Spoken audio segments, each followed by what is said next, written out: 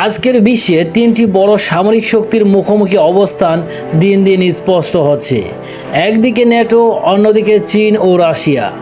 NATO অর্থাৎ উত্তর Atlantic চুক্তি সংস্থা, যার সদস্য দেশ 32টি, মোট মিলিয়ে প্রায় 35 লাখ সক্রিয় সেনা, আধুনিক অস্ত্র এবং বিশ্বের সবচেয়ে শক্তিশালী সামরিক জোট। অন্যদিকে রয়েছে চীন ও রাশিয়া, দুই পরমাণু শক্তির দেশ, যাদের রয়েছে বিশাল সেনাবাহিনী, হাইপারসনিক মিসাইল এবং কৌশলগত অংশীদারিত্ব। চীন প্রযুক্তিতে দ্রুত এগিয়ে যাচ্ছে, আর রাশিয়া যুদ্ধের অভিজ্ঞতার সমৃদ্ধ।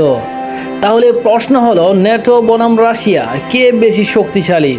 আসুন এই শক্তির তুলনাটা একটু গভীরভাবে দেখি।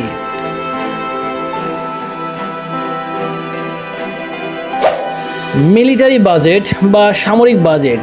ন্যাটোর সামরিক বাজেট 1338.7 বিলিয়ন মার্কিন ডলার। সেখানে চীন এবং রাশিয়ার বাজেট 494.4 বিলিয়ন মার্কিন ডলার। পার্সেন্টেজ অফ জিডিপি অর্থাৎ জিডিপির শতাংশ, ন্যাটোর 0%, চীন অ্যান্ড রাশিয়াও 0%। যেহেতু এগুলো জোট, সেজন্য জিডিপির শতাংশ দেখানো হয়নি। অ্যাক্টিভ পার্সোনেল অর্থাৎ সক্রিয় কর্মী, ন্যাটোর সক্রিয় কর্মী 32,98,000 জন। সেখানে চীন এবং রাশিয়ার সক্রিয় কর্মী 30,35,000 জন। রিজার্ভ পার্সোনেল বা রিজার্ভ কর্মী, ন্যাটোর রিজার্ভ কর্মী 27,28,032 জন। সেখানে চায়না এবং রাশিয়ার রিজার্ভ কর্মী 40 লক্ষ। অ্যাভেলেবল ফর মিলিটারি অর্থাৎ সামরিক জন্য উপলব্ধ, ন্যাটোর 21,15,74,462 জন। সেখানে চীন এবং রাশিয়ার সামরিক জন্য উপলব্ধ 42,05,86,837 জন। ন্যাটোর ট্যাঙ্কের সংখ্যা 12,541টি। চীন এবং রাশিয়া মিলে ট্যাঙ্কের সংখ্যা 12,484টি। সাজোয়া যুদ্ধযান, ন্যাটোর 86,437টি। চায়না এবং রাশিয়ার সাজোয়া যুদ্ধযান 30,672টি। টোটাল আর্টিলারি অর্থাৎ মোট কামান, ন্যাটোর 12,731টি। সেখানে চীন এবং রাশিয়ার 19,992টি। সেলফ প্রোপেলড আর্টিলারি অর্থাৎ স্বচালিত কামান, ন্যাটোর 4,605টি। সেখানে চীন এবং রাশিয়ার 7,193টি। রকেট আর্টিলারি, ন্যাটোর 1,898টি। সেখানে চীন এবং রাশিয়ার 6,449টি। টোটাল এয়ারক্রাফট অর্থাৎ মোট বিমান, ন্যাটোর মোট বিমান 21,098টি। সেখানে চীন এবং রাশিয়া মিলে মোট বিমান মাত্র 9,924টি। ফাইটার বা যোদ্ধা, ন্যাটোর ফাইটারের সংখ্যা 863টি। চীন এবং রাশিয়ার ফাইটার সংখ্যা 1,254টি। মাল্টিরোল, ন্যাটোর মাল্টিরোল 3876টি। সেখানে চীন এবং রাশিয়ার মাল্টিরোল 1956টি।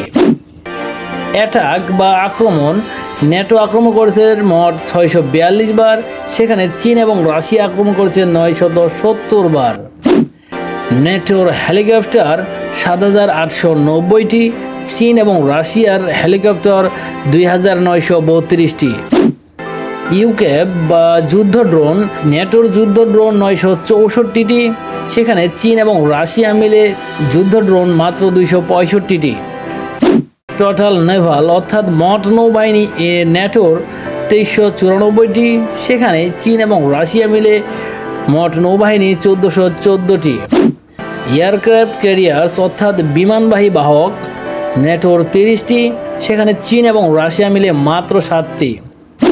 ডেস্ট্রয়ার্স বা ধ্বংসকারী, ন্যাটোর ধ্বংসকারী 122টি। সেখানে চীন এবং রাশিয়া মিলে মাত্র 64টি। ন্যাটোর ফ্রিগেট 120টি।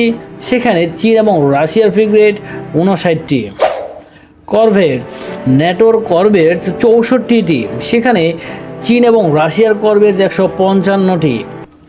সাবমেরিন, ন্যাটোর সাবমেরিন 148টি। সেখানে চীন এবং রাশিয়ার সাবমেরিন মাত্র 133টি। সব মিলিয়ে ন্যাটো এখনও সামরিক শক্তির দিক দিয়ে এগিয়ে। বিশাল বাজেট, উন্নত প্রযুক্তি আর সদস্য দেশের অভিজ্ঞতা তাদের বড় একটি সুবিধা দেয়। কিন্তু চীন ও রাশিয়ার জোটও ছোট নয়। তাদের লক্ষ্য পরিষ্কার, এক মেরু বিশ্ব ব্যবস্থার পরিবর্তে শক্তির ভারসাম্য গড়ে তোলা। বিশ্ব এখন এক অস্থির সময়ে দাঁড়িয়ে, যেখানে প্রতিটি পদক্ষেপ কৌশলগতভাবে গুরুত্বপূর্ণ। শেষ কথা হলো, কে বেশি শক্তিশালী তা নির্ভর করে যুদ্ধের ধরন, প্রযুক্তির ব্যবহার আর কূটনৈতিক জোটের উপর। এই প্রতিদ্বন্দ্বিতা সরাসরি সংঘর্ষ নয়, বরং একটি ঠান্ডা লড়াই, যার প্রভাব সারা বিশ্বে ছড়িয়ে পড়েছে। সবাইকে অসংখ্য ধন্যবাদ সম্পূর্ণ ভিডিওটি দেখার জন্য। পরবর্তীতে এরকম ভিডিও দেখতে চ্যানেলটি সাবস্ক্রাইব করে রাখুন। আসসালামু আলাইকুম।